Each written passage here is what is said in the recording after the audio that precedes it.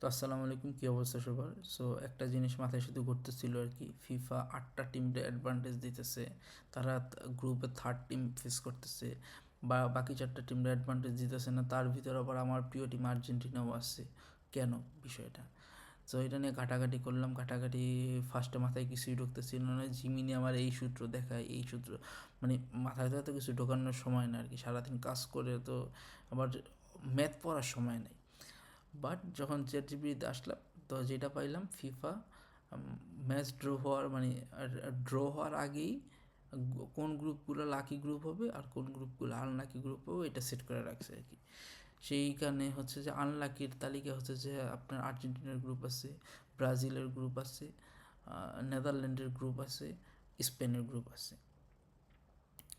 তো তখন তো বিষয়টা আরও কনসার্নিং। আর ওদিক দিয়ে আমার সবাই বলতেছে মেসি ফিফাস বয়। আমার ফ্রেন্ড বিভিন্ন ভিডিও দিতেছে, বলতেছে এই দেখ হচ্ছে 2018 ওয়ার্ল্ড কাপে নাকি এডিডাস এত বিলিয়ন ডলার নষ্ট করছে, লস করছে আর্জেন্টিনা বাদ হয়ে যাওয়ার পরে। এই কারণে অ্যাডিডাস ইনফ্লুয়েন্স করতেছে যাতে আর্জেন্টিনা, শুধু ইনফ্লুয়েন্স না, অ্যাডিডাস হচ্ছে যে আর্জেন্টিনারে জিতাই দিতে চাইতেছে, এই কোনো কিছু কাকতাল না। সো এত কিছু। সো আমরা হচ্ছে যে লাকি গ্রুপেও পড়লাম না, আনলাকি গ্রুপেও পড়লাম, আবার ফিফাস বয়, এরকম এত কিছু তকমা মাথায় ঢুকতেছিল না। তো এই হিসেবে ঘাটাঘাটি করে তো পাইলাম আর কি। সো 8টা লাকি টিম আর 8টা আনলাকি টিম। সো এখন মানে ফিফা তো এরকম কোনো রুলস করতে পারে না যে আপনি 8টা টিমটা অ্যাডভান্টেজ দিয়ে দিতেছেন আর 4টা টিম দিচ্ছেন না।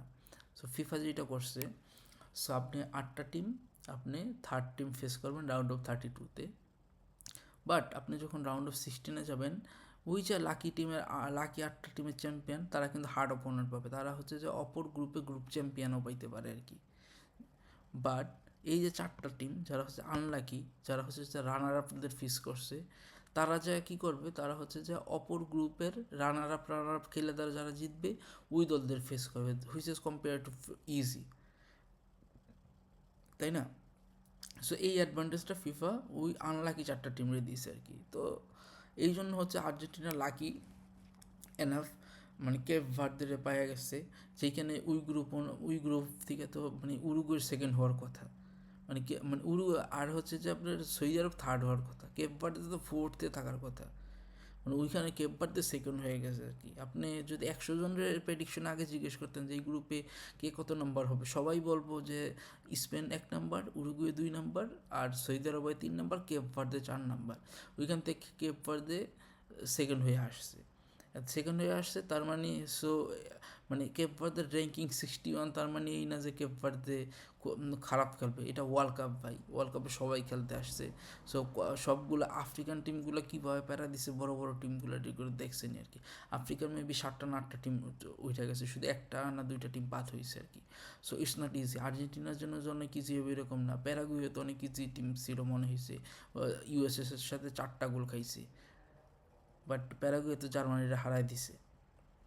সো এটা ওয়ার্ল্ড কাপ, এত ইজি হবে না আর্জেন্টিনার জন্য জিতা, যে কোনো কিছু হইতে পারে।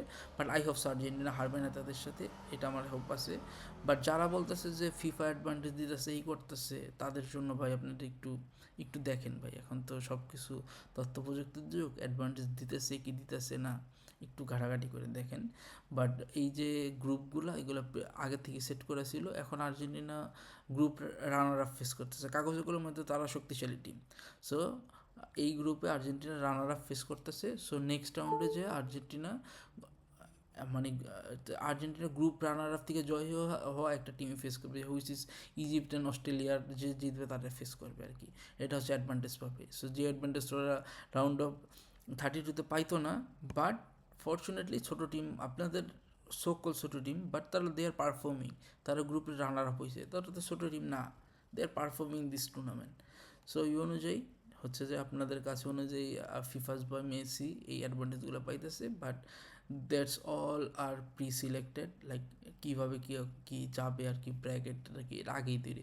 আর্জেন্টিনা গ্রুপ জেতে পড়ার আগেই এগুলো সিলেক্ট ছিল যে গ্রুপ জে আনলাকি টিম হবে, এই হচ্ছে অবস্থা। সো এই হচ্ছে ওভারঅল, মোটামুটি আমার মাথায় এটা ঘুরতেছিল, বাট এটা মোটামুটি ক্লিয়ার। বাট যদি এরকমভাবে না হয় তাও কেউ জানলে জানাবেন আর কি। আসসালামু আলাইকুম।